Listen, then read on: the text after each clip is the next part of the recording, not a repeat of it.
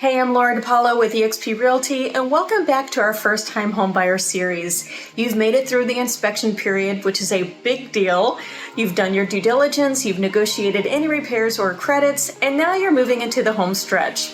But don't get too comfortable just yet, because there's still a lot happening between now and closing day. Let's walk through exactly what comes next so you're not caught off guard. First up is the appraisal. Your lender is going to order an appraisal on the property. And here's something really important to understand right from the start. The appraiser works for the lender, not for you. I know that might feel a little surprising, but the lender orders the appraisal because they want to make sure the home is actually worth what they're lending you before they hand over hundreds of thousands of dollars.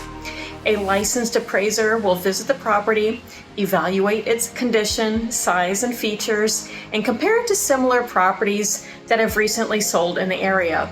Now, in some cases, a lender may actually waive the appraisal entirely if they feel confident enough that property value based on the available data.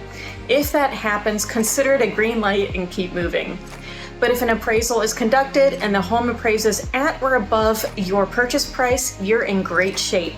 If the home appraises below your purchase price, now you have a decision to make. You can negotiate with the seller to lower the price to your appraised value, pay the difference out of pocket, or in some cases, walk away. This is exactly why having an appraisal contingency in your contract matters. It protects you in this scenario. While the appraisal is happening, your lender is working hard behind the scenes to finalize your mortgage. This is a stage where your loan goes through underwriting, and here's something that catches a lot of first-time homebuyers off guard. Your lender may ask you for your financial documents again. Your pay stubs, your bank statements, your tax documents, all of it. Don't panic, this is completely normal, albeit maybe exhausting. The underwriter is the gatekeeper at the bank, and their job is to make sure nothing significant has changed in your financial picture since you were first pre-approved. They're doing their due diligence just like you did on the home. So when that request comes in, respond quickly and completely, and don't read into it as a bad sign. You'll also want to lock in your interest rate if you haven't already. Talk to your lender about the right time to do this, because locking in protects you from rate increases between now and closing, which in a fluctuating rate environment can make a meaningful difference in your monthly payment. Now let's talk about the title search. Your title company is going to research the history of the property to make sure the seller actually has the legal right to sell it and that there are no outstanding liens, judgments, or ownership disputes attached to the property. Think of it as making sure the home's legal history is clean before it transfers to you. You'll also want to purchase title insurance. This protects you as a new owner in case any title issues pop up down the road that weren't caught during the search. Your lender will actually require a lender's title insurance policy, but you should also get an owner's title insurance policy for your own protection. It's a one-time cost at closing and absolutely worth it. Now let's talk about the survey. If the seller doesn't have a recent survey on the property, you'll want to order one. A survey defines the exact boundaries of the property, where your lot begins and ends, where any easements are, and whether there are any encroachments from neighboring properties. This is especially important if you're planning to put up a fence, build an addition, or do anything near the property lines. Knowing exactly what you own before you close is always a smart move. As you're getting closer to the closing day, you'll do a final walkthrough of the property, typically within 24 hours of closing.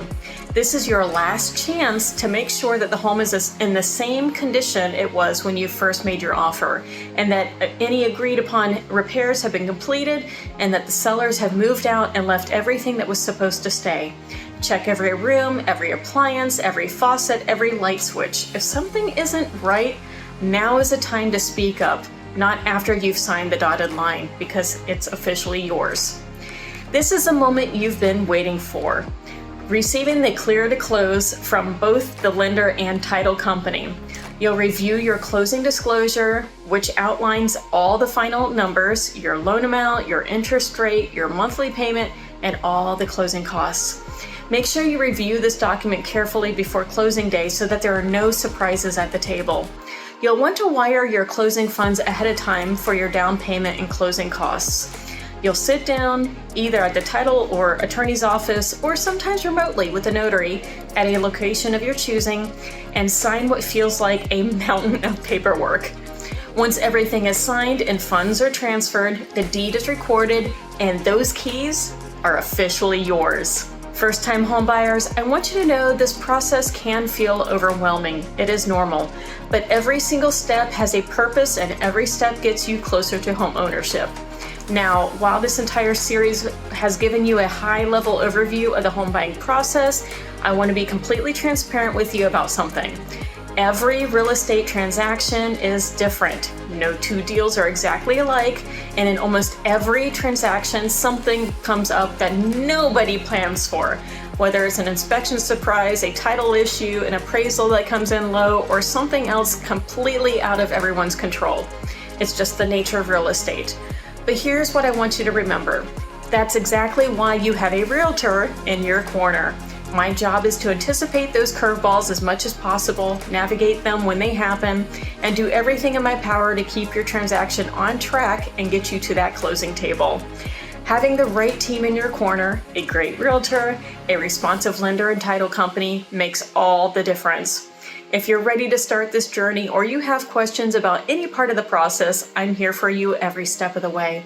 Give me a call or send me a message. This is Laura DiPaolo with eXp Realty, and I'll see you at the next video.